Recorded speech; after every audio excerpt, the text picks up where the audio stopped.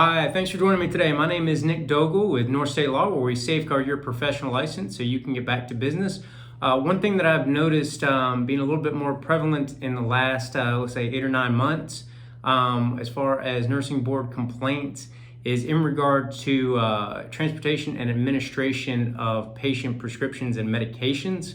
Problem ends up being that the either incorrect dose gets taken to a patient, goes to the wrong patient, doesn't get administered at all because somebody, there's kind of a patient handoff issue, which is what I'm going to talk on my next video about.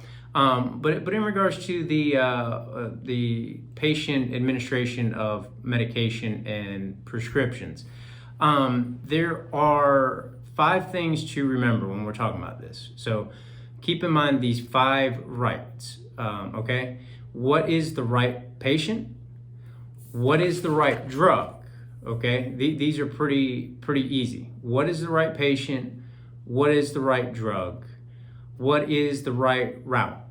And what that means is right route is which proper way to administer the drug is necessary for this patient. Okay, so we're talking about what's the correct patient, what's the correct drug, what's the right route. Route being, what is the proper way to administer this drug? Is it going to have to be done through a G-tube? Is it going to have to be injected? What are we talking about here?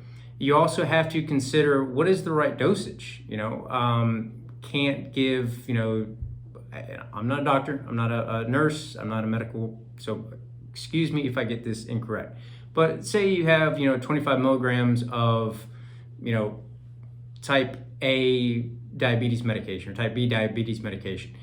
Make sure that that is properly administered and the proper dosage is done, proper patient.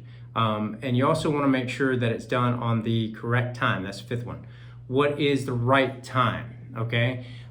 We want to make sure that if it's set to be administered at 9:30 a.m., that it's done at 9:30 a.m. Proper documentation after that as well, only if you've actually done it. And that's another thing that I've seen. I have seen some nurses that will document stuff and they actually did do it, but they didn't do it at the time that they said. If you end up being late, just still be honest. Like you did it at 10 o'clock instead of 9:30, just be honest, because you don't want to fabricate, patient's chart. So again, we gotta look at the 5 rights. Okay, so do you have the right patient? Do you have the right drug? Are you doing it the right way, the right route? Okay. Are you doing the correct dosage? And is it the right time to do it? You got to look also as there might be parameters. Might be instead of 9:30 between 9 and 11. Okay, that gives you a window there. That's fine. As long as you get it between 9 and 11, that's great. You can kind of coordinate. If you're coming in at 9 o'clock, you coordinate with the other nurse. You get the nurse handoff.